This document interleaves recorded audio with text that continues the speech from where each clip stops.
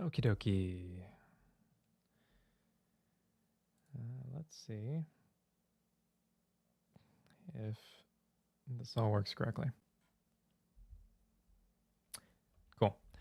All right, so my name is Michael Henderson. I'm the designer on Gossamer Frontier. It is a witchy sci-fantasy solo TTRPG with Mass Effect vibes. If you enjoy Dragon Age Inquisition, if you enjoy Baldur's Gate 3, that's the intention.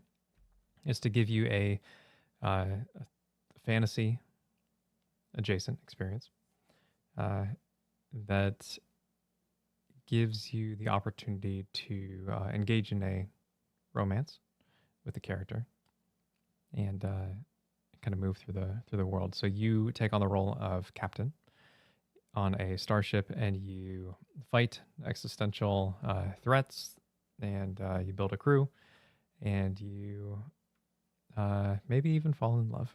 So we shall see how this all shakes out. I got some stuff to show. A little bit, not as much as I was actually hoping for this week, and that's part of the reason why I pushed it back. But a few of my days were monopolized by we did a Ren fair,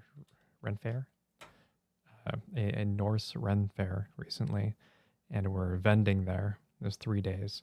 We'd never done that before, so we sold the candles that we make in the basement, and which are all like themed around.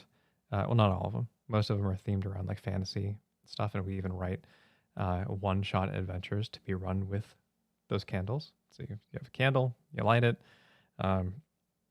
It tries to invite you into the space that the story is kind of being told about, and then there's like a handout that's wax sealed for your players, and a one-page system agnostic front and back little one shot that you can run, which is pretty cool. It's like another hustle that we do on the side.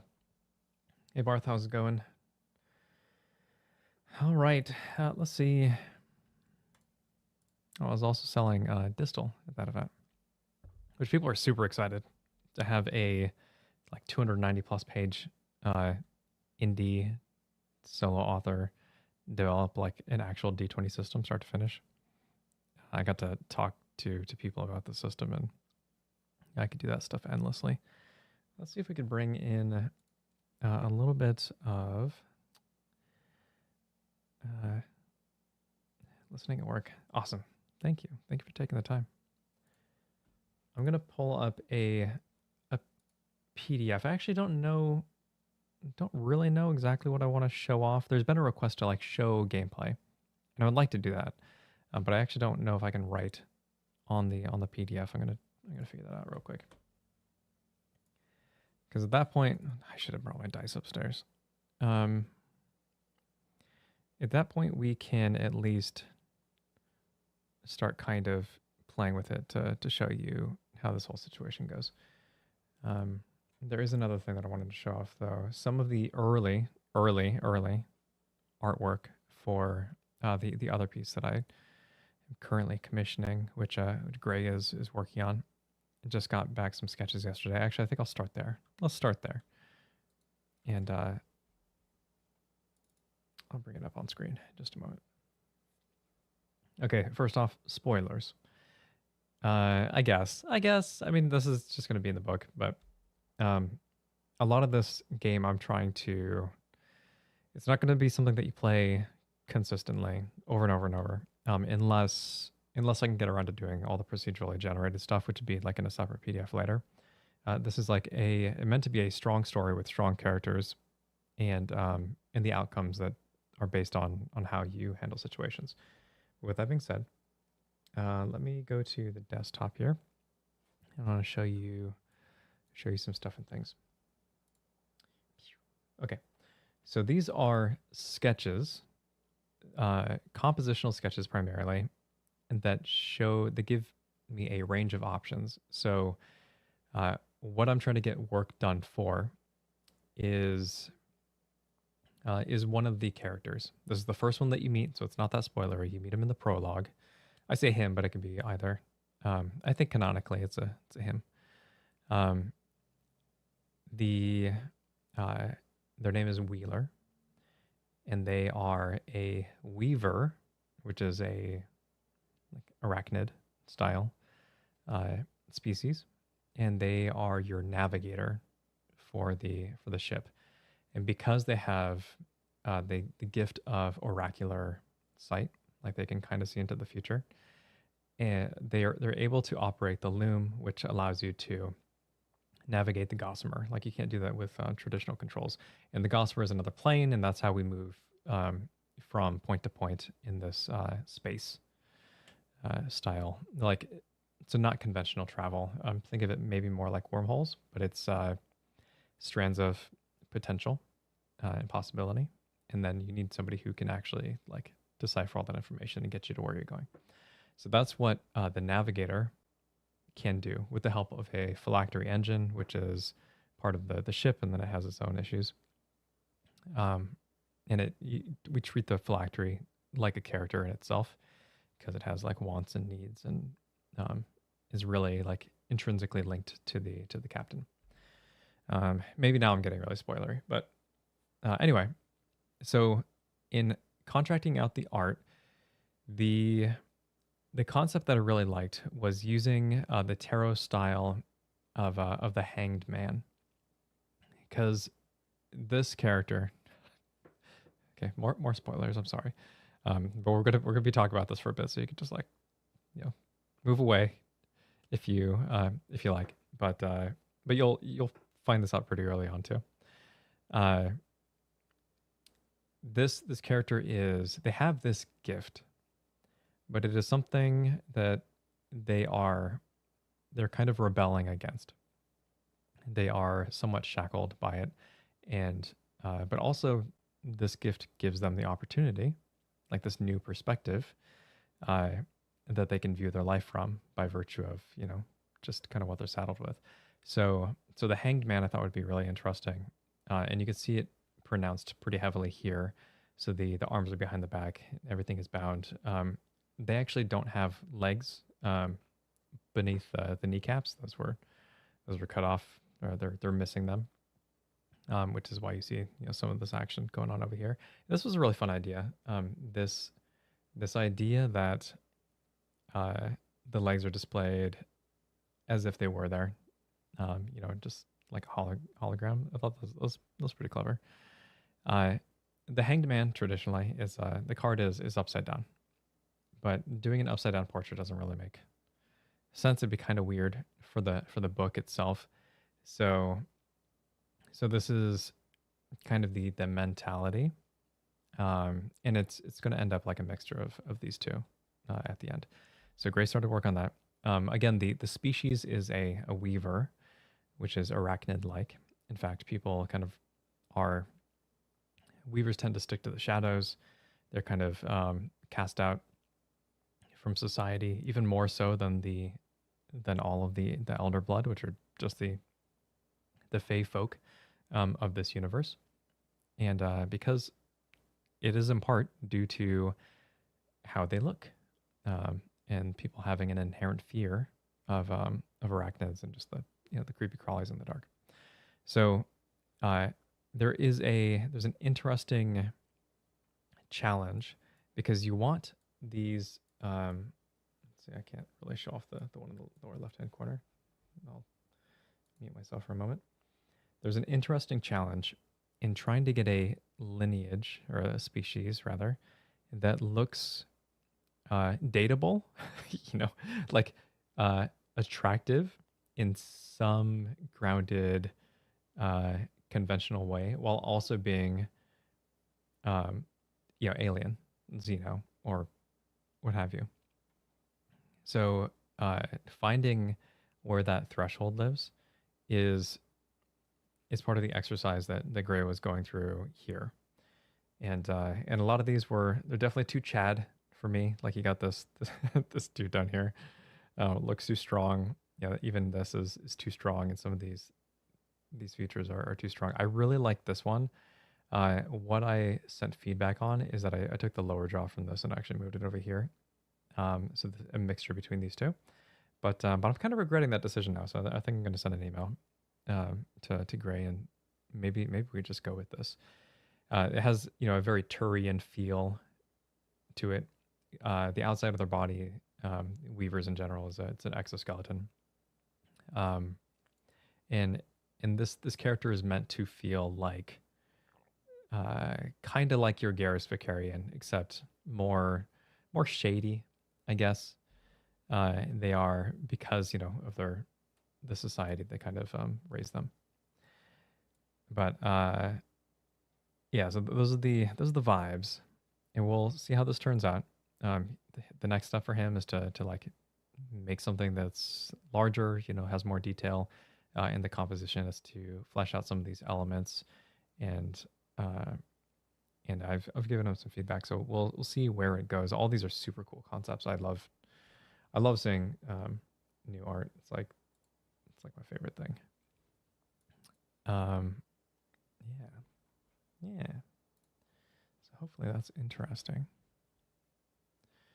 Again, the goal is to have strong characters that have their own baggage and their own stories associated with them, and then you, as the commander shepherd um, situation, you're the one who helps them navigate these issues, then become loyal and kind of build something new, along with your crew. Okay, let's move on to the game proper. I want to show two things off. Maybe. Yeah, I'm not sure how I'm going to do this here. I'll try to have the stuff up on the screen. So I've taken this PDF, and it's not done. Everything's work in progress. There's a lot of concepts that are just like, they're not quite there yet, and I need to hammer them, like temper them. I feel like I had kind of a breakthrough last night, so I think things will move on better. But you are. Let me talk about some things conceptually. So the character create, as an example, is like, it starts here, and then you choose a species, and you kind of choose some specialties within that species, or within that, I guess, this toolbox here. And all of these little phrases are your currency. This is what you spend to get through scenes, and scenes are, you kind of assemble them. Usually they're by destination. So you'll go to a place. This place will have things that you can do, and then you do said things. And sometimes things don't turn out the way you expect. And then you kind of improvise a scene on the fly, and then you handle it that way. So if I can, part of me wants to build a character, but it's going to take a little bit to do that. So maybe I should just show you.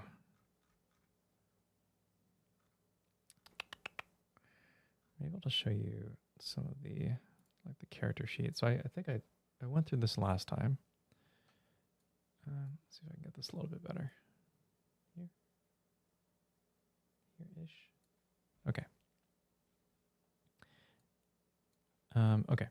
So this is an example of the character sheet. The backstory is something that you would fill in. Okay, fine.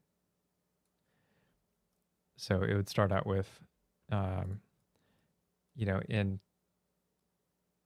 what is it? Before all this, I was a blank, and then blah blah blah blah blah. But hi Henry, thank you. And then you would add those resources to your pool. So this resource pool represents the capabilities that you have as a character. So I should have been better prepared for this. Here, give me. We'll just make a bunch of stuff up, but you'd be like getting this from the actual character create. But I'm just gonna write in here, see if I can make a bunch of stuff up. A skill might be like good with a gun, or just like gunslinger or something like that. And then this resource, whenever you would roll it, could end up, it goes into here. This is like your reservoir for the things that you have currently and can spend during a scene. We'll just call this one smooth talker. Let's say that you're maybe like a witch, and you can let's see. I think one of them is like decipher obscura. Oh, you can't really see that, can you? Hi, Devious. It's all good. We're struggling through this right now. I'm making up a bunch of stuff on the fly. Let's see. And let's do one like I'll just say pickpocket.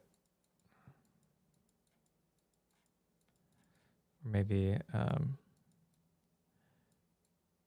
I undo? Grew up on the street. And if I'm the witchy ones, say, I have like a long range whisper. And then this is actually folk magic. So I'll do the little pentacle here. And then I have, let me pull one more. Where's the character create? You'll only have to do this once, thankfully. We got like ward the threshold. Okay, I'll bite that one, and then we'll do a couple of these, maybe something in that realm.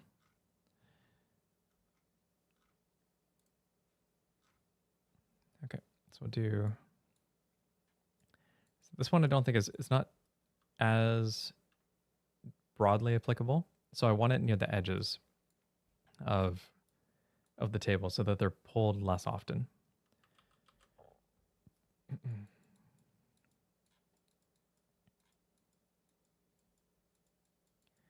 Okay, ward the threshold. That is also folk magic, and then there's like, I think there's like what? Let's see. There's maybe help the needy. What are some things that I might feel bad about? I'm doing like pickpocket, grew up on the street. Maybe I don't like that I have I don't know, let me find some more. Sorry, I know this is a mess.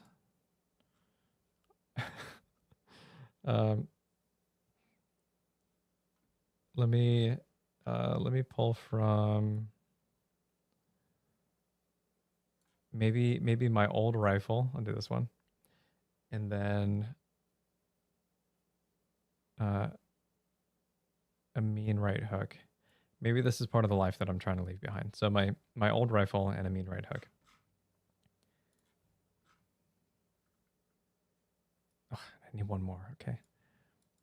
My old rifle.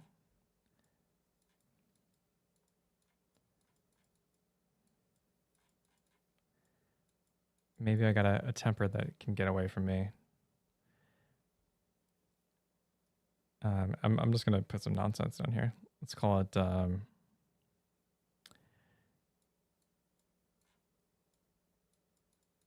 my orders. So let's just pretend that this character was like maybe, kind of soldiery, but they had like a, something happened to them. They had maybe they're framed for a crime, or maybe they had to resort to crime.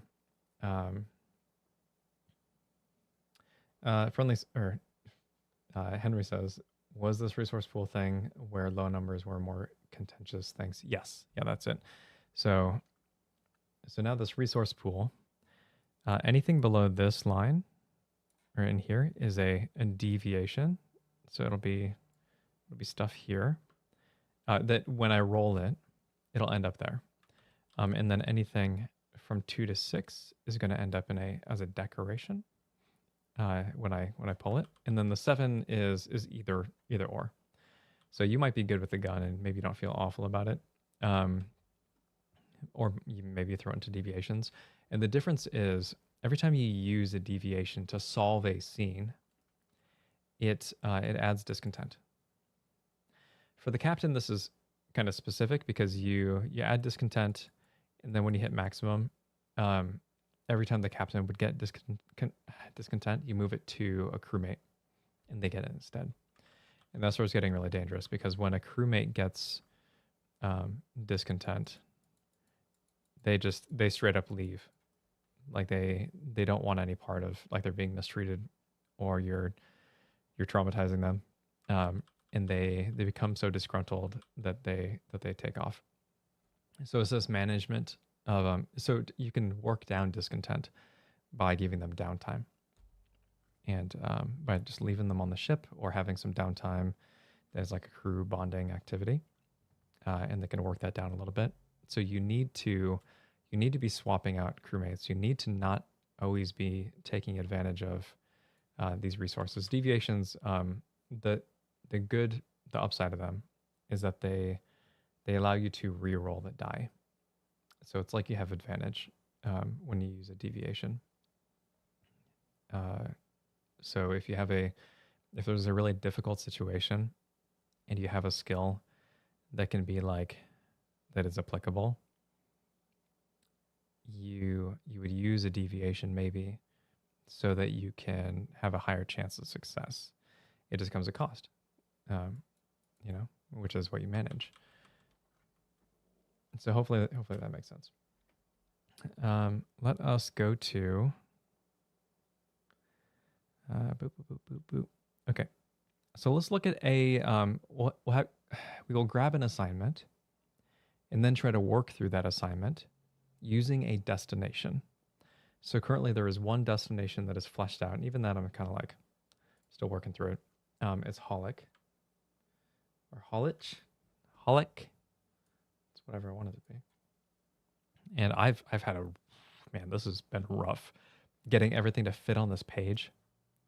It looks like I got a bunch of space down here, but that's only because I just recently moved a bunch of stuff over here, and then like deleted a bunch of stuff that used to be here.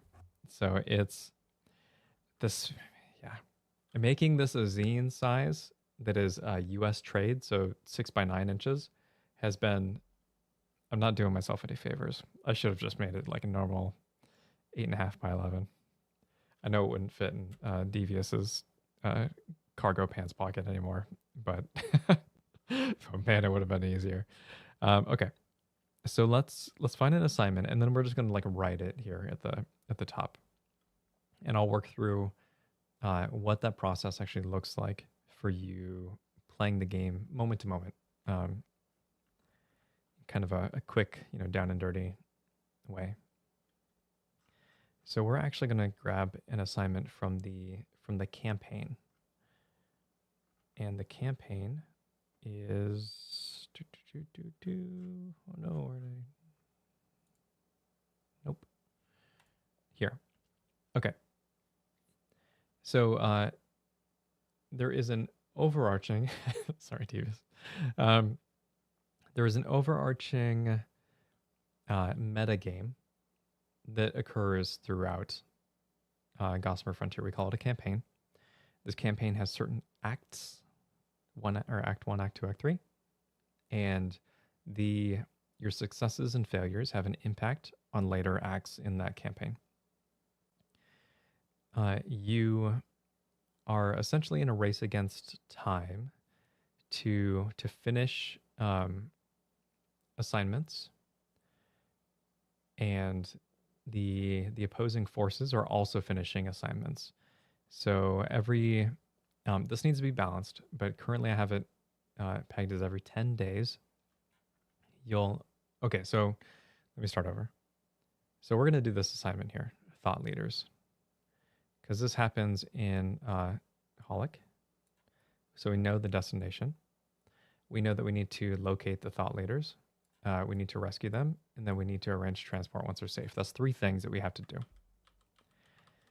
And if we fail, so if the enemy gets to this, completes this assignment before we do, or rather completes, I mean, sabotages, succeeds or whatever the assignment, then this is what happens. They trigger these stratagems. So decree once, decree twice, and then agitate. And these stratagems here they're listed here. I think I have too many. But decree, for example, imposes a law on an occupied destination. And these are the laws. And so what's happening is that, like, for example, if a law got triggered, so we'll say that there's no magic allowed. At Holic, every time something changes, I need to say, like, I need to make note of it. So, like, if this had an occupation of 1, we'll say, like, there's no magic allowed. And what that does for me is that every assignment or every task that I try to take on, if I try to use magic, so like this Ward the Threshold or Long Range Whisper here, because these are folk magic. If I try to use these resources, there better not be any Judica around, or else I'm going to get in trouble. And if I'm or I say get in trouble, but it makes the situation more dangerous, which means that I have a chance of getting injured. It makes assignment or tasks inherently more difficult to accomplish. And then that string of events, that string of failures, basically, is kind of what tells your story, because then you have to, like, course correct, and things get wild. So, spoilers. Hopefully that makes sense. Okay. So we don't really need any of this here for the time being. Is there any eraser? There's got to be an eraser, right? No? Okay. So let's see. Barth says, large printing costs, differences in page size, or were you trying to stay in it was a zine format thing. I was really trying to keep it in the spirit of Zinetopia. But it's a learning experience. I'll say that. Let's see. Friendly or Henry says, I'm a cargo pants enjoyer myself too. No shame. I used to wear, so in high school, I was really big on Jinko jeans. And yeah. I was called B-Boy Jinko every so often. B-Boy is a breakdancer, which I did a lot in high school. I miss it. I don't think my knees would be able to keep up with it anymore, though. Given that I blew one out. LARPing. That was bad. Okay, so let's take this assignment. I'm getting distracted. We'll pull it from the campaign.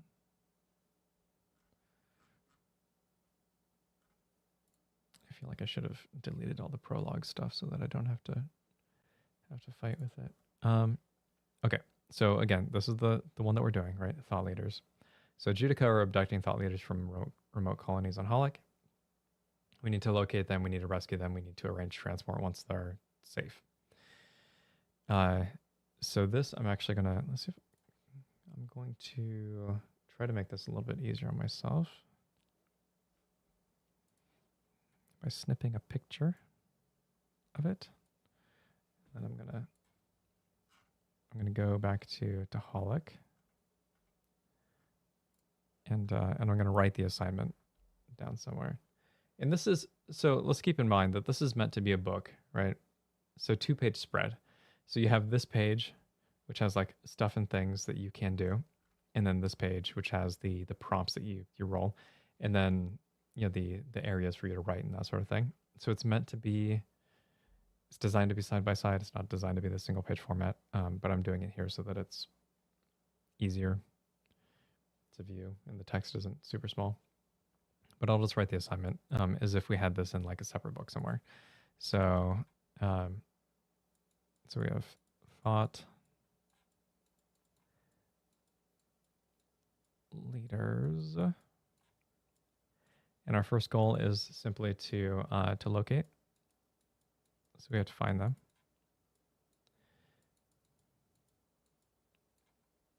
And then our second goal is to rescue them.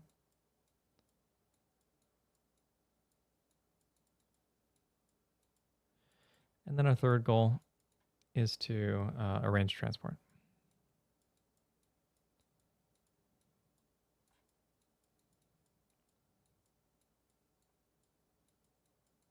Nope, transport. Okay, very simple. 3 steps to this assignment. So we have a general list, provided I actually kept it. So these are, so I really didn't want to do this, but this is kind of where I'm at right now, is that we have broad tasks that are basically applicable in any destination. So it acts the same way that the task list on Holic would do. We can say like, okay, we want to talk to the Baron. But this is a list that is more general. So we can say like, oh, we know somebody, we're going to speak to them. And then this just kind of, it just reinforces what we want, or what we are trying to do.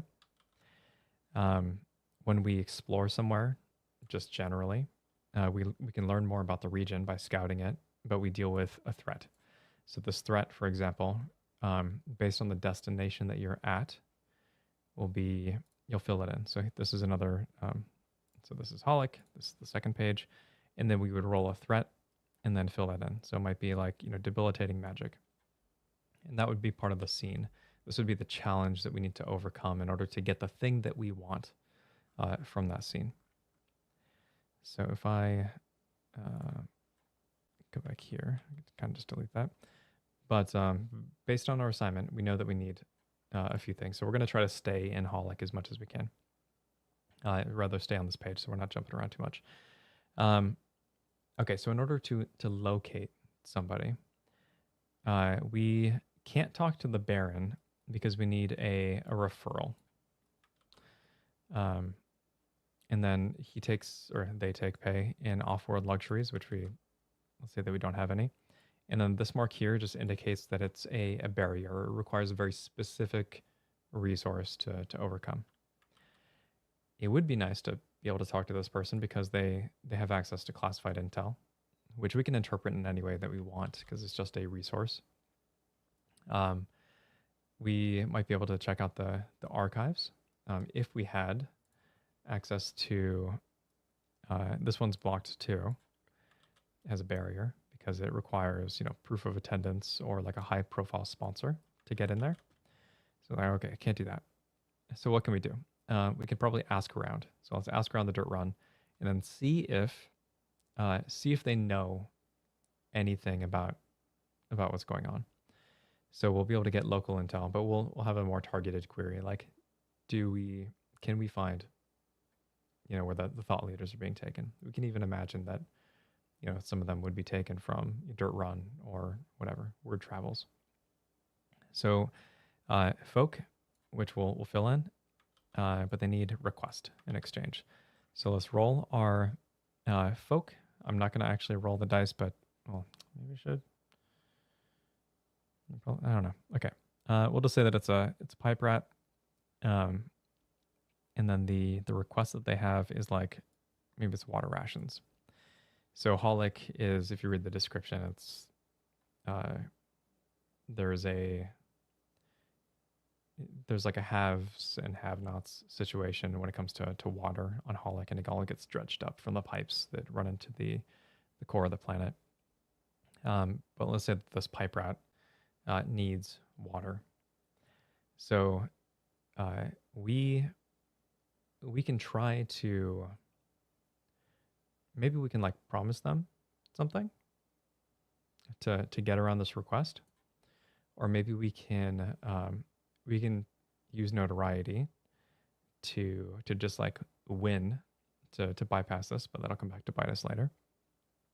But we don't have any, actually we haven't rolled any resources, so we don't actually know what we have. But the ideal would be, okay, this is our challenge, right? We need some way, if we can get this person, this request in some manner, then we will be able to get some information. So let's say that, I'm just going to blow my notoriety on it. Should I do that? Let's go roll up some stuff down here and then see if we come up with anything useful. Okay, I will try to roll some dice. Let's see if I can. Ah, man. Okay, you know, I kind of just want to get my dice from downstairs. I can do that. I'll be right back. I'll be back in just a moment.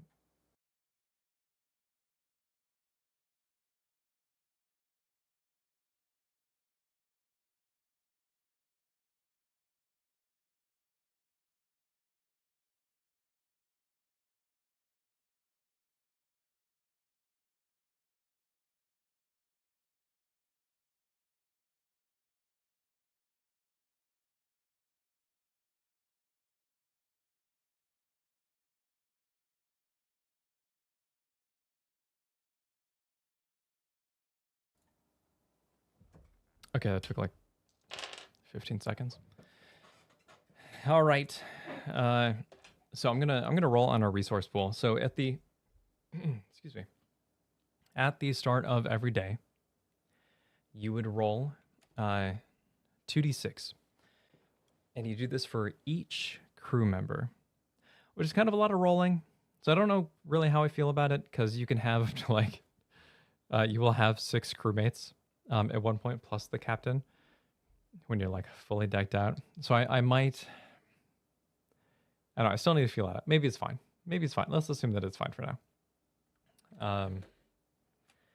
But I'll roll, and I got a 3 and a 5, which is 8, which gives us this pickpocket here.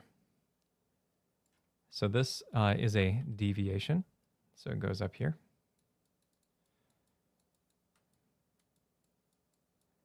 So this is a resource that we have to spend currently. And then we can use that in a number of different ways. We will also have, so to full disclosure, we will also have other crewmates with us. We will have very likely spent multiple days traveling to even get to Holic. So we will most likely have a bunch of resources in abundance. In fact, I could probably roll like a couple more times and just see what we end up with. 6 and a 3, that's 9. So grew up on the street. So I'll just put grew up. And this is a 2d6 game. So you will never need more than 2d6 unless things change. Okay, 5. And then Decipher Obscura, which is a decoration. So I'll just put Obscura here. Okay, so these are the resources that we have available. If we were just one person, if we were also rolling for the navigator, they would have their own pool of resources, and they can come with us. Actually, so specifically the navigator probably doesn't, because they don't like to leave the ship. So let's see. But pickpocket grew up. Okay, so based on these resources, can I solve our problem? Can I feasibly? What am I doing? Sorry. Can I feasibly get the local intel from this person, this pipe rat? So what I'm going to try to do is sympathize with them and make them a promise, because I grew up on the street, according to my resource. So I'm going to have that moment of empathy and say, like, you get us what we want, and I'll make sure that you're looked after. More than that, I'll make sure that you and your family, friends, whatever, are looked after too. So that's the way that I want to approach this problem. And your resources are a representation of your approach. So I'm going to use grew up on the street, and then I have to determine how likely that is to work. So we know, so there's three likelihoods. It's reasonable, it's risky, or it's a long shot. This, I feel like, perfectly reasonable, which means I only need one success from 2d6, because it's a pipe rat. It is somebody who is like me, and so it's very easy to imagine that they can empathize, or that you can empathize with their needs. And plus, they probably don't have many options. So so we're gonna roll dice and see if we have enough successes. Every 3 and higher is 1 success. Every 6 on a die is 2 successes. So technically, very low probability, like 2%, you could get 4 successes. We only need 1, so we need 1, 3 or higher, which I got a 4 and a 4, which is totally fine. So the pipe rat understands. We know that we've made this promise to them, which promises in this world are, we need to consider them a big deal because it is a world of treaties and like your word is your bond situation within the elder blood culture. And if you break a promise, very bad things happen at an undisclosed date and time. So we're going to say that the pipe rat knows something.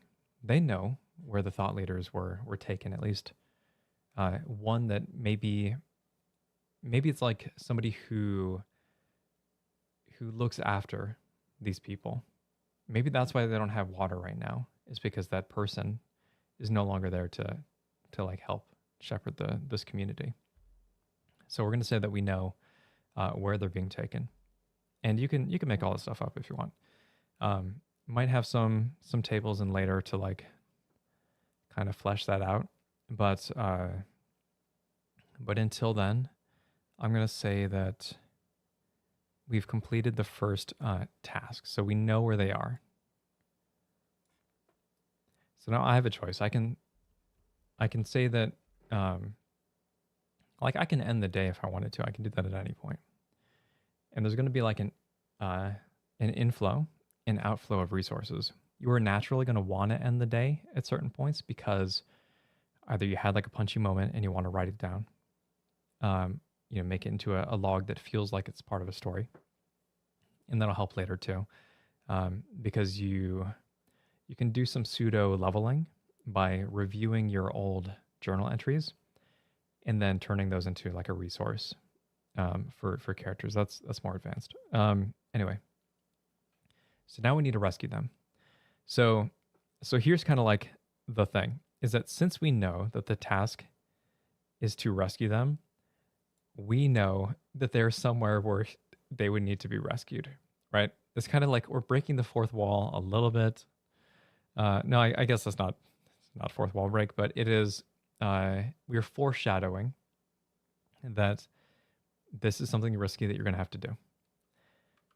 So we know that we're going to rescue them, which means that when we learn their location, we learn that they were in a tough spot. So if we go to, so we're going to say that Judica had taken them because that's what this whole mission is about. And then we're going to figure out what we want to do. Excuse me. So this is where I got held up by the design a lot initially, and kind of why I really feel like we need this separate page outside of the destinations themselves. So there will be times where you need to dictate the scene in a hostile fashion. So it's not a task that you're undergoing. It is like what the target is. So this, I guess let me just walk through it.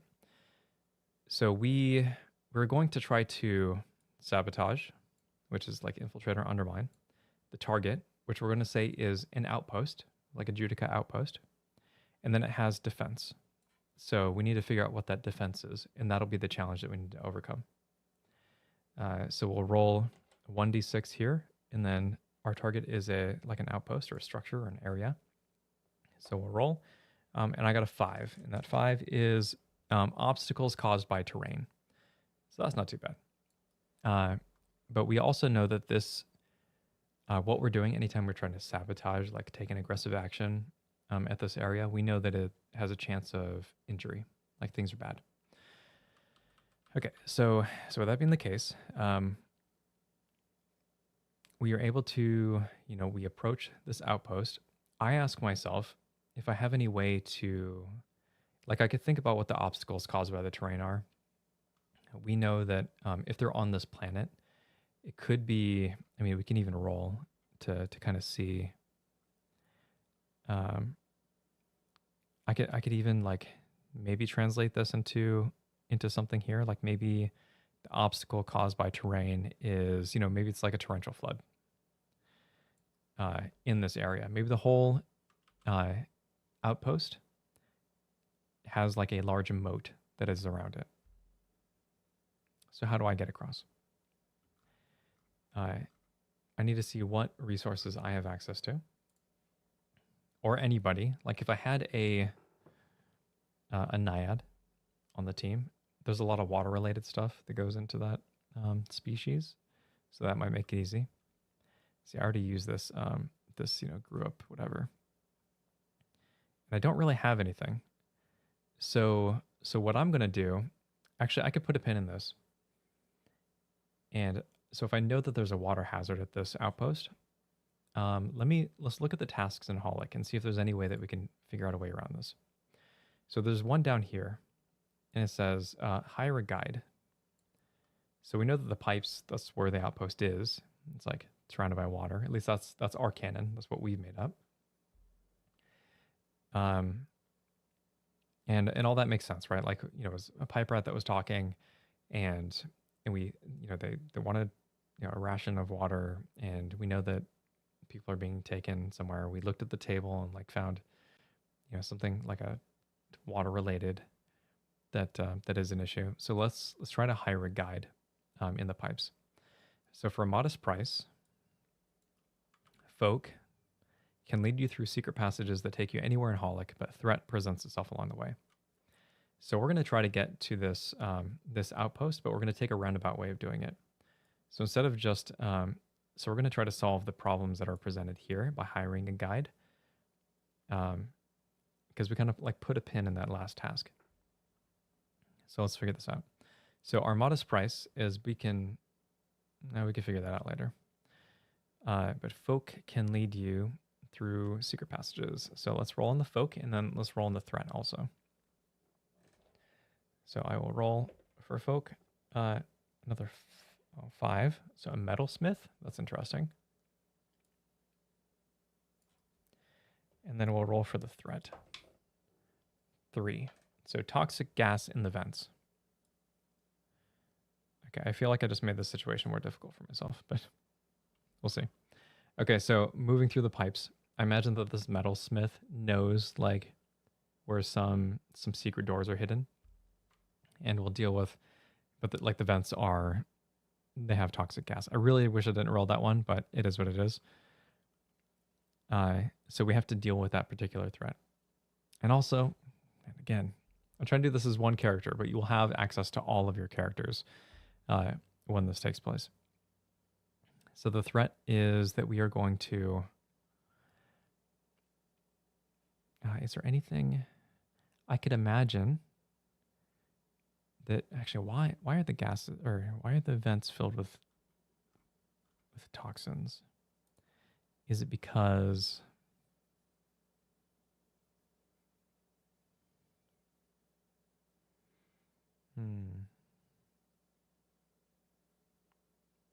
so I could say that it's like a real stretch and then use Decipher Obscura to like, oh, because of magic. But that doesn't feel right to me. And a rule in this game is flavor is not fluff. It is, flavor is mechanical. So that the canon that you are creating becomes the truth in the world. Yeah, I don't have the tools to deal with this particular issue. So we're gonna burn notoriety and say that what's funny is that we're gonna end up taking damage. Actually, I don't even need to necessarily burn notoriety, I think.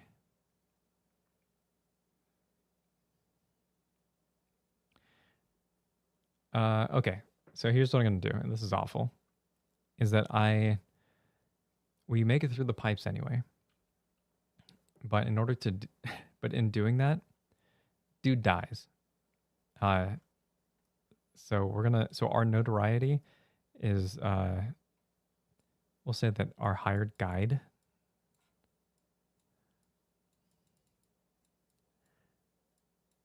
dies of poison. And we're just going to keep this on the edges. But basically now, so I pass the scene. I take some damage. I'll say that I'm, actually we can roll to see where that damage goes. Some places are probably more helpful than others. Okay, so the damage that I take is that I'm, poisoned. And I'll need to deal with that at some point. And this is how we use review damage. It's a resource that can't be used and needs to be cleared. So I will need to get medical treatment to clear this so that I can use that slot again. Oh wait, we do have an eraser. Is this it? Magic. Okay. Cool. No, that solves that problem, kind of. Henry says maybe the vent system works in cycles where it brings fresh air and then exhausts poison gases from. That actually makes. That is perfect. I should have thought of that. Let's see. So we end up getting poisoned. I say that we just run through it, right? We just deal with the situation. I take damage. Dude dies, but we pass the encounter. And anytime that you burn notoriety, you have to take damage if it is a situation that causes damage. So now we're maybe in the complex. So we've bypassed the moat, and we are in this compound. So we have to break them out. Now this is where it gets kind of weird, because I don't want to, because I know that we're in the compound, so we're no longer attacking it because we've bypassed it, right?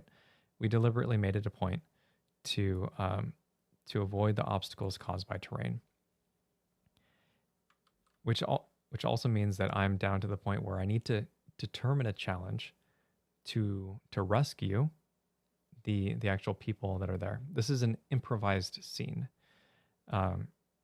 So maybe I find the thought leader. Maybe it's like some druid that is being kept enshrouded in this metal prison, and they don't really have access to their powers or anything like that. Whatever powers those are, tending the land, and it's going to be. This is a difficult situation. Actually, I wonder if I can just skirmish. Can I skirmish with the enemy? Maybe like a person or group?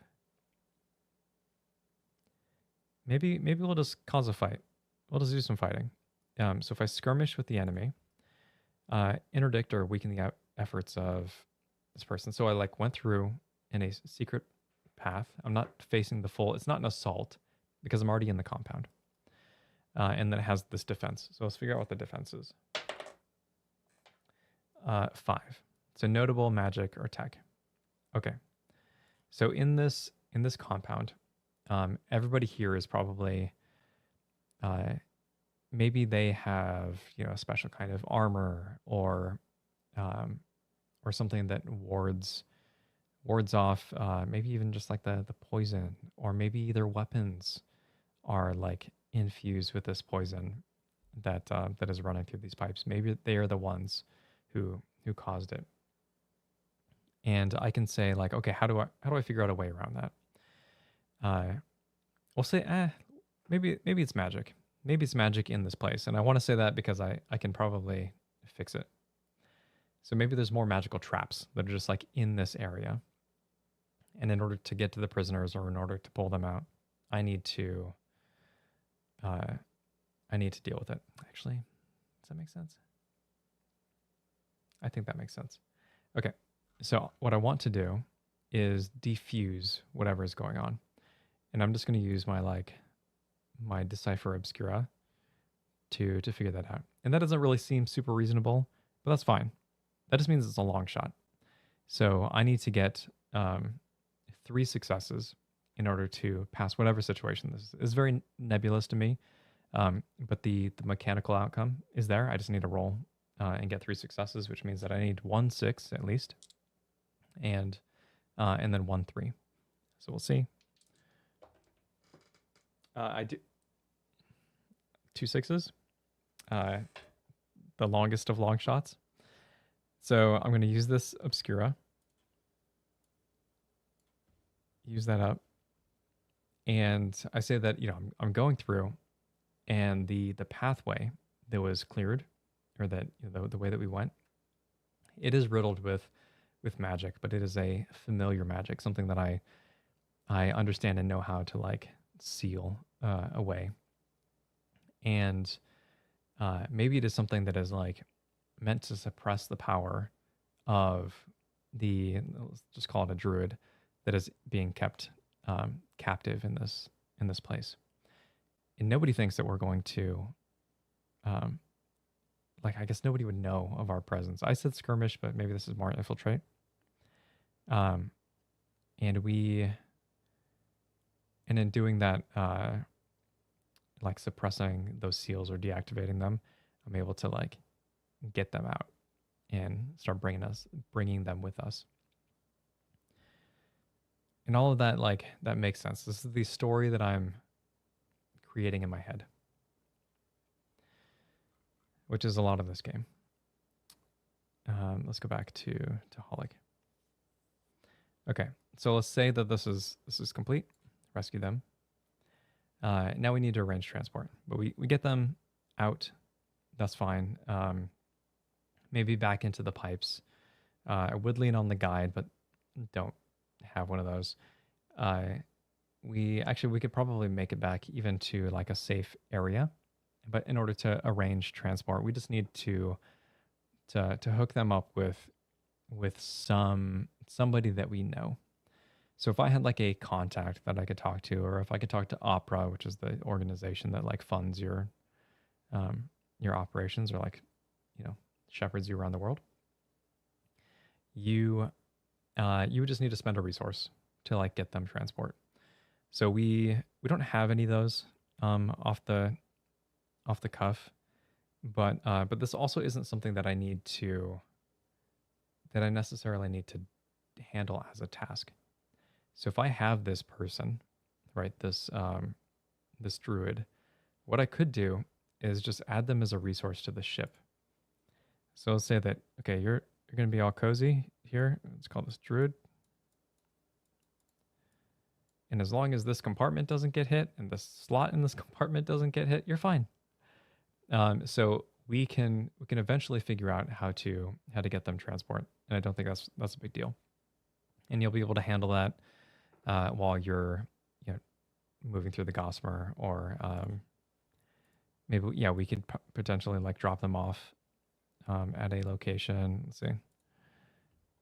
So delivery, like we could take this task here and just like drop them off somewhere after we've talked to some people. So it doesn't need to be that serious, right? Because essentially we've saved them. We just want to make sure that they don't get captured again. And that is essentially the game loop. There are some things that I need to tighten up. I don't think it'll be incredibly difficult to do that at this point. I think that I'm on a pretty good path, but there are like situations that the tasks don't necessarily line up with what you want to do. So I think that I need kind of a more global solution. So I might have the player kind of figure out how difficult the task is based on like the number of opposing elements, and then just say that, okay, these are how many dangers that you have. You do some of that when you add things via the campaign. For example, if I go to boop, boop, boop, boop. So if I go to the campaign proper, so if there was like a decree, right, on the world, it adds a danger. So anytime that you do some like operate in that area, it causes it makes it so you require one more success, and you can also take damage from doing whatever in that area. So like there are some mechanics there, but I feel like I need to figure out a little bit more of the balance of what to prescribe and what to give, what tools to give the player so that they can figure out what the next steps are. Because for me, I do GM things, right? So playing make believe in my mind is pretty easy, but I don't feel like there's always like an obvious next step for players who are running through this right now. And that is something that I'm going to be able to solve. This game, I feel like I'll have it done in summer, and then in digital sent out, and then I think that early fall probably is when the hard covers, the soft covers, the actual zine will come out. So I'm not super concerned about that, but I want to be very intentional with the amount of control that the player has. Let's see, what else do we need to talk about?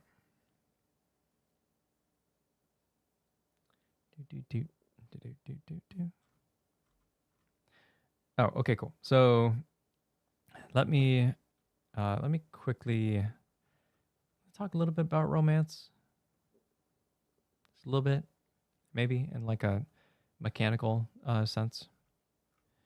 So if I go to some of this, I need to actually delete. It's all very work in progress. Okay, so let's go down to a character in one of these. So as so over time, okay, some of these are older than others. Okay, so this one. So in conversation, I'll learn a romantic trigger. So it will be like maybe something that adds heat, like a turn on, or raises interest, romantic interest, would be that I need to, or that let's see, what's a good romantic trigger?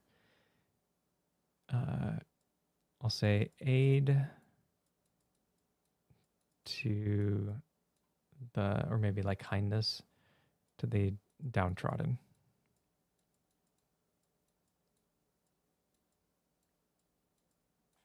So if I know that that is something that that somebody finds attractive, the way that I handle my scenes. So if I'm letting somebody die, that might, I mean, there might actually be like a separate turn off for like callous behavior, or like remorselessness. But aid to the downtrodden, for example, like if I'm trying to be sympathetic to that pipe rat, they have they're having a rough go of it. They're in a bad situation. And if I promise that I can help, maybe that's something that a character's like, oh, I like it when they do that.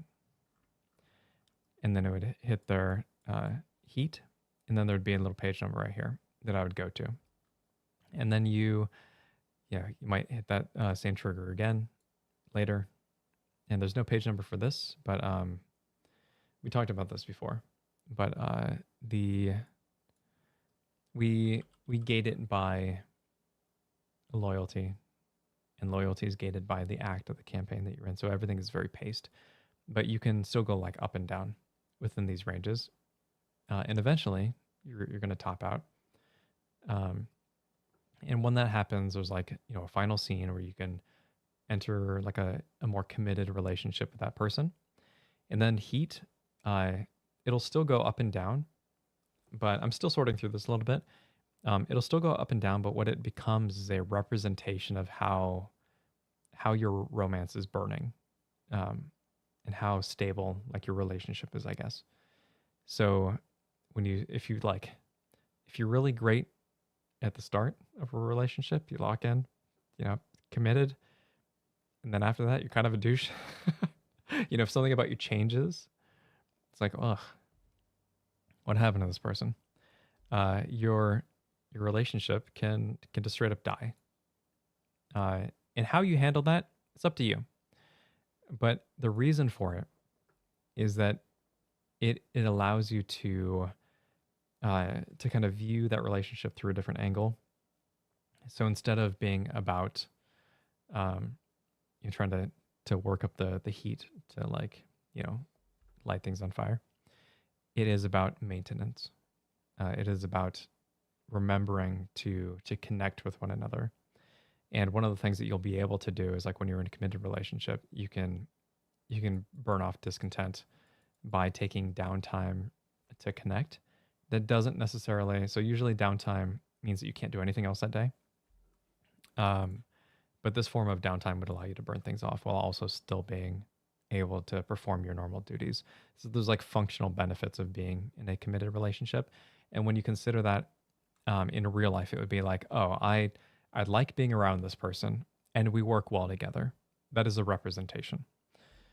And then if you wanted it to take it a step further, so every character has demands and you'll complete them over time. And this is how you earn loyalty.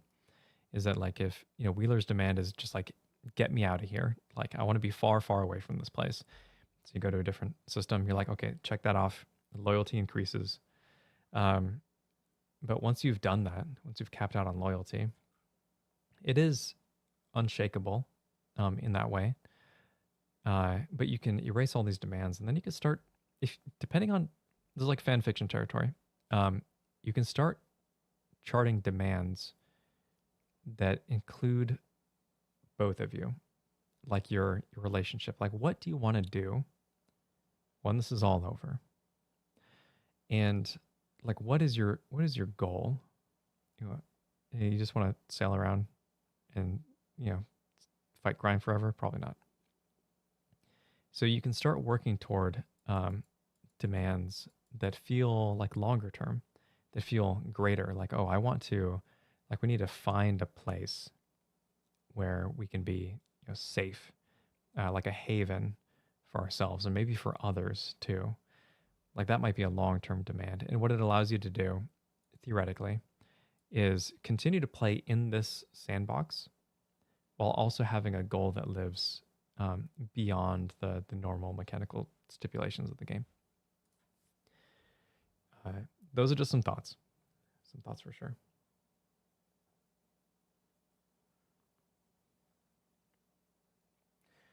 Okay, let's see.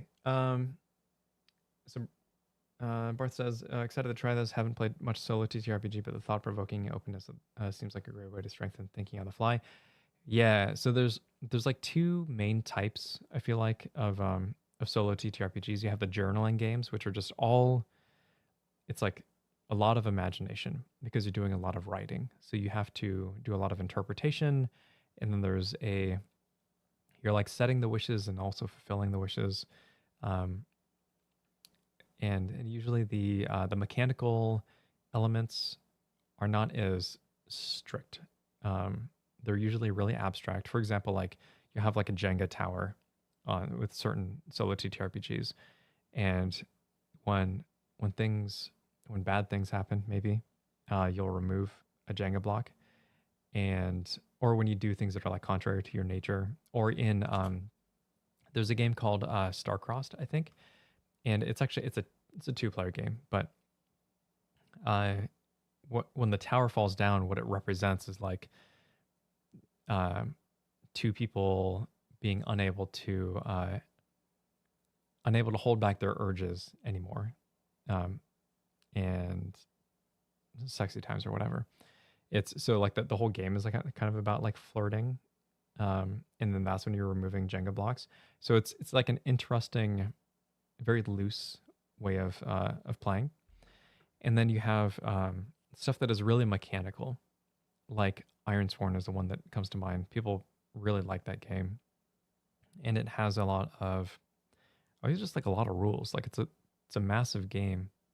You're setting all the goals that you want to do, Um, and then you're thinking about what is getting you closer to those goals, and there's a lot of dice rolling that determines like whether or not certain things happen. I'm explaining that poorly, but it's just very structured. But I'm sure there's other types too. But this is it's somewhere in between, and I've had a rough go of it trying to figure out how much control to actually give people. Because when the game is just you being fed like random encounters, that's super easy because you're just like, this is the situation today, and then you have to deal with it. And then you think about, okay, how do I deal with it given the resources that I have? That's easy. It's an easy game to write. It's an easy game to play. Very straightforward. It's interesting because there's like novel stuff happening all the time, and it feels good. This though is when I'm putting you in the pilot seat and saying like, how do you achieve these goals given these things that you can do? It is more difficult because when you fail, there isn't necessarily like a fail state for that. You have to you have to continue the story, and everything is very contextual. So you can't really account for like every situation. And that's something that I've struggled with a lot when designing it. And I think I'm on the other side of that problem at this point. But it's been like a number of weeks beating my head against a wall. Let's see. Devious is asking, how many contrasting triggers will the companions have? Like one gains heat when seeing the player fight crooked cops, and the other one gains discontent from seeing that. I'm curious about that too, because I want there to be some contention, because you don't, I don't know, because if everybody had like the same or like similar ballpark triggers, then it pulls away from what could make them unique as a character. So I'm not there yet, but I do want to make sure that you can, like, if you want to, have a polycule on the ship, that should be possible. You might have to be very intentional about it, but you can also leave people on the ship. So you just take these people with you, and then leave the others over there somewhere, and then you can kind of game the system like that. But it is.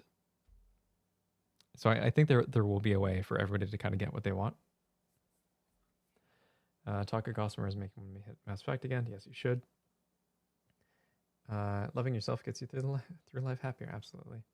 How many people have the full current setup to test, or is it public and I've missed it again? It's not public. In fact, I started work on a separate document. So I don't know if I should do this, but I started this just this morning. Let me see. Let me see if I can pull it up.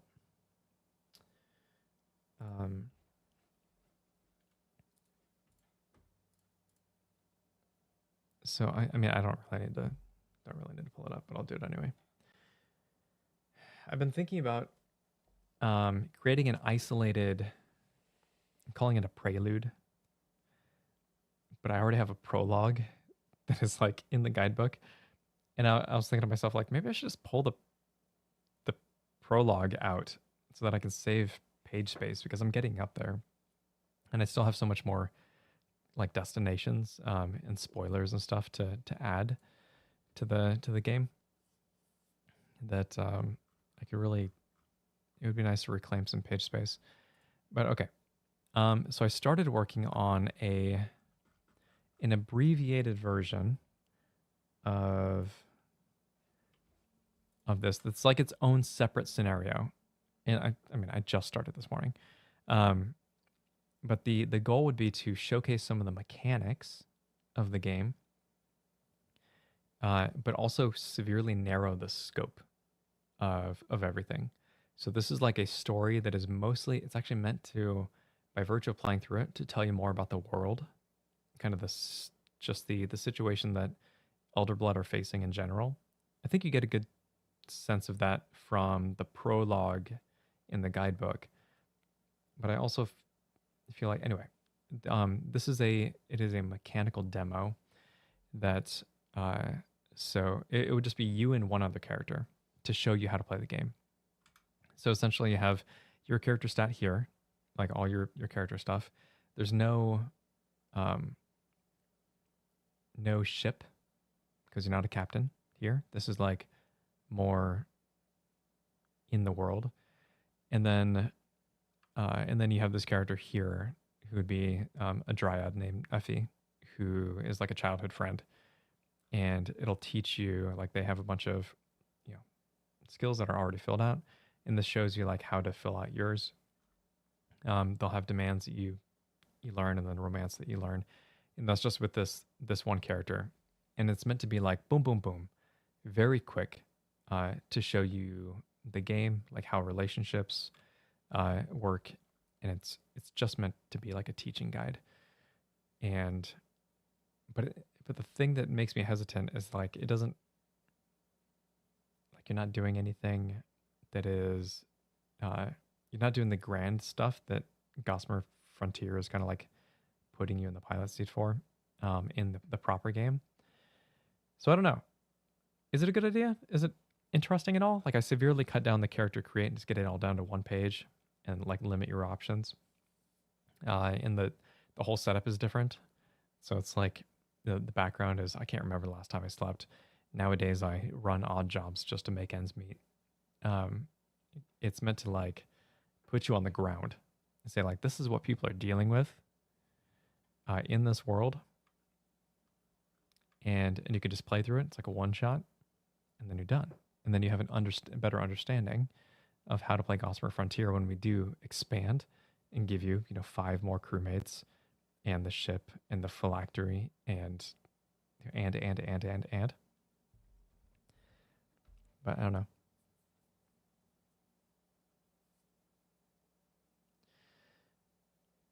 Let's see. The prologue doesn't really have a full setup though, like the one I know of. Doesn't have character creation or companions. Doing that separately wouldn't be a bad idea. Yeah. I did flesh out the prologue more. It's not done, but it takes you up. It does, like, you recruit Wheeler properly, and then you fill in his character sheet, and then it has you do a travel arc to a different to whatever system you choose, and then it begins the campaign after that. So that's where the prologue is at, right about now. The Funk Soul Brother right about now. Yeah, it's just like the opening mission with Nihilus and ME1, linear enough to show you the ropes and get you a feel for things before letting you wander. Yeah. That could be a neat preview too. Yeah, sending it out as a preview is something that I would like to do. I would like to get a let's play, just me play, into video form proper. And I would like to do it by hand.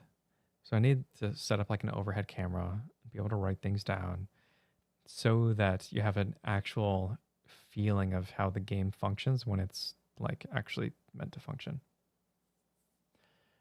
Could this thing be continued from in the full game? Could this thing be continued from in the full game? This is not meant to be the same character that you'd be playing in the full game. And part of that's appealing to me for reasons that are secret. Like this character here. Like you don't, this is not a character that you are aware of in the main game. And even like the character here, like I don't necessarily want you to be like a starship captain because it's just like a lot of baggage for that as well. I mean, I guess you could take this character and then like run into the main game, is what you're saying, which is something that I considered. But I think that since you have another character create that is more robust in the main game, you might be tempted to not create a new character with the full array of options. Like I cut the lineages down to just the 3 here instead of the 6, and then there's like only 6 choices here instead of 12. Because I'm just trying to keep everything tight. I don't know. Either way, there's still a lot of work left ahead of me. Whether I continue on this path or do the other game proper. But I do think that I want to keep jamming on this and see if I can knock something out in pretty short order, because I think that there's value in having a structured story that is bite-sized and teaches you the mechanics, even if it's not necessarily tied to like everything in Gossamer. Maybe it can be viewed as like a bonus, I guess. I don't know. Word. I think that's it. I think that's all I really had to show off. Actually, I'm gonna check my email real quick, just in case. Put me on face cam. Shh. Hush now. Hush now, precious. I am here. No. Okay. I was looking for more art. So I expect to probably get some more today, because Gray is like pretty quick. But he's got other stuff going on too. I'm pretty sure, but I'm always excited about it. So, all right. Bar says, I'm also waiting on your fantasy novel update. I can't. Oh, man, I really want to get back to writing it, but I have this project, and then in May, I'm doing a separate one, like a card game, that I need to kind of revisit, because I got the prototype of it. It's actually pretty cool.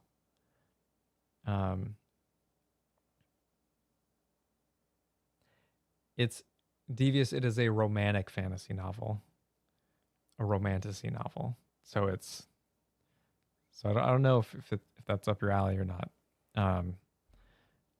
But it is meant to be more mature for sure. Let's see. Should I? I'm gonna. Okay, I'm gonna show you something different. Okay, I'll be right back again. Well, I got you. Hold on, I'll be right back.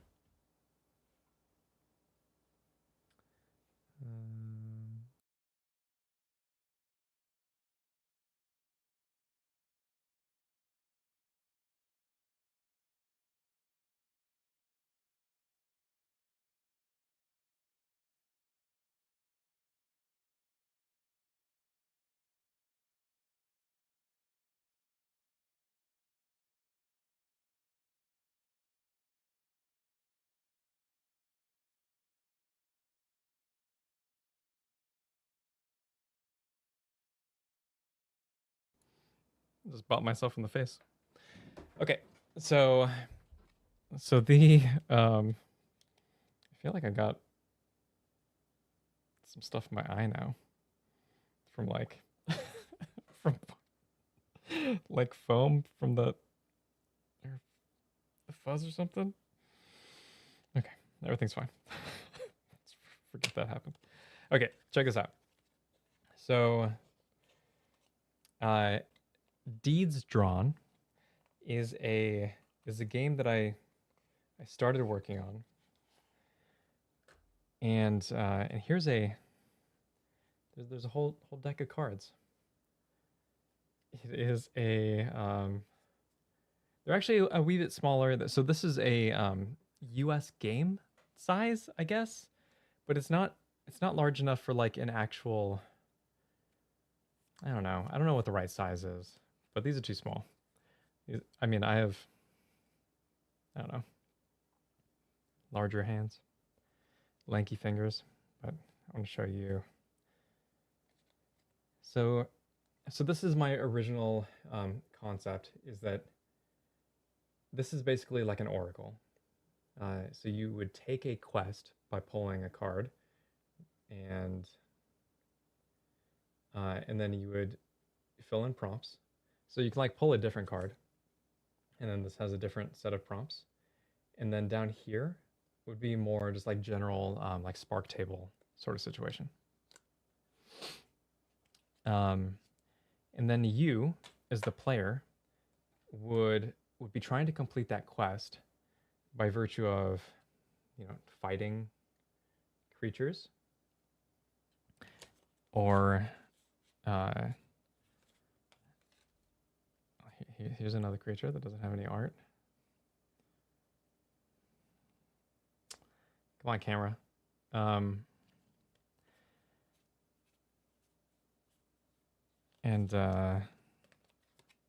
here's a boy. I'm just really trying to make use of this this artwork. There we go. And so like you'd be fighting creatures and trying to solve problems and overcoming challenges, and you'd be creating a character by virtue of picking a lineage, and then they would have different stats, and then picking a class, and then you'd get I have background cards too, but I'm not like super interested in those. And then there are like different fighting traits, and there's 3 attributes. Oh, take it easy, Barth. And then you have, like this one's Cloak and Dagger. And then you basically build a character by taking the lineage class, fighting trait, and then 3 other traits basically. And the stats in the game are sight, strength, and soul. It keeps it pretty tight. Sight is the vernacular for like agility, precision stuff, basically. But playing this, it was wasn't there. Was not quite there because there isn't enough structure.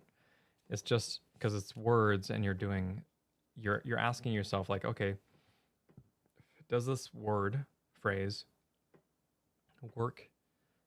Would it help you overcome this situation? So for example, one was, so my girlfriend was testing it, and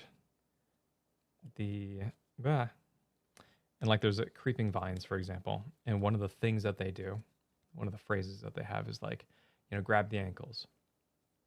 But her character had an ability called just like a a springy jump, or like a jump and skip or something like that.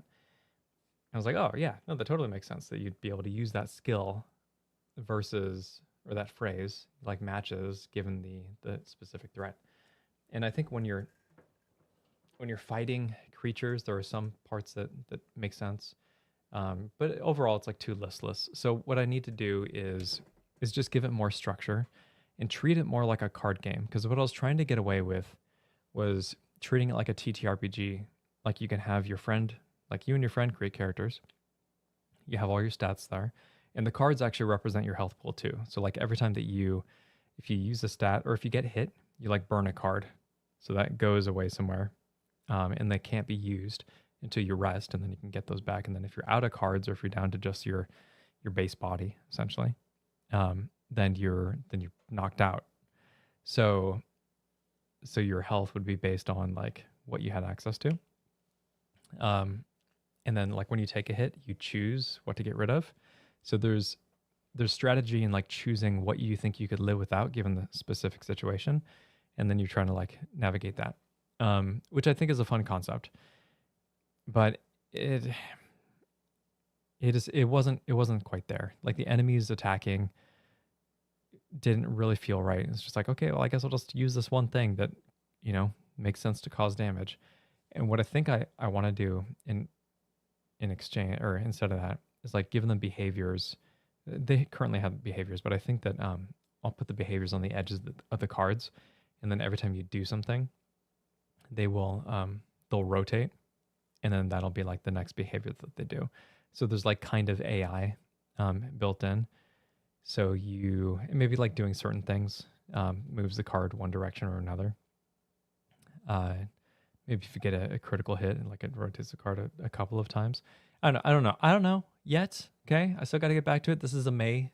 This is a May thing.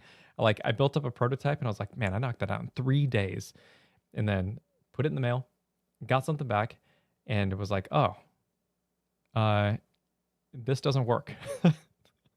Looks cool, a lot of cool concepts, very simple, not enough structure. So I'm gonna revisit it, and it's very easy though to get. So this was like, I took all the art, made proper cards from it, and then $40 later, $40 and 2 weeks later, thing comes in the mail. I forget what the website is, but I was surprised at how easy it was to just be like, yeah, no, there's actually it wasn't even $40. I think it was less than that. To get a prototype of a like legit card deck made, so cool. It just feels good in the hands. Yeah, but I'm looking forward to getting back to that project in May. And the whole reason that I brought this up was because the romantic fantasy novel is going to be like September, so I won't get back to that until late in the year.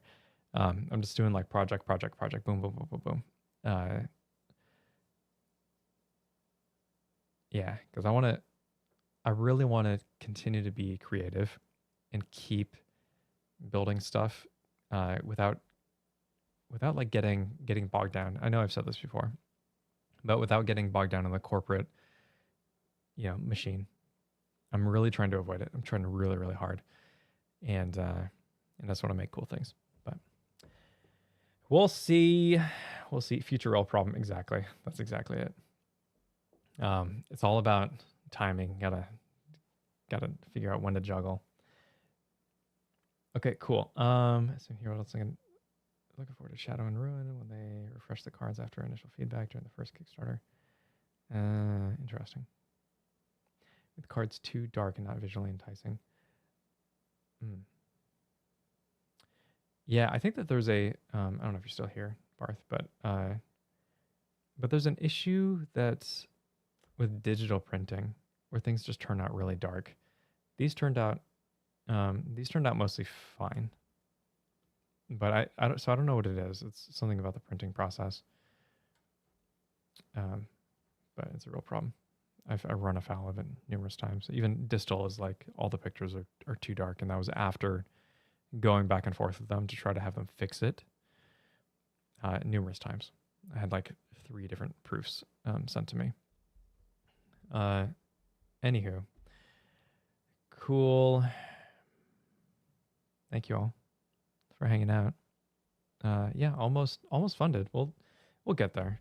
We got a whole week left, so I'm not super concerned, but it'll be fun when we do. And I'll be sure to make a note about it. And I'm going to keep jamming on this stuff and just try to get something in people's hands so they can play and feel how the game should play on a smaller scale, so you're not like juggling everything and trying to figure it out that way. All right. $15. What? Awesome. Maybe we get funded today. Maybe. That'd be fun. Okay. Thank you very much, folks. I will catch y'all later.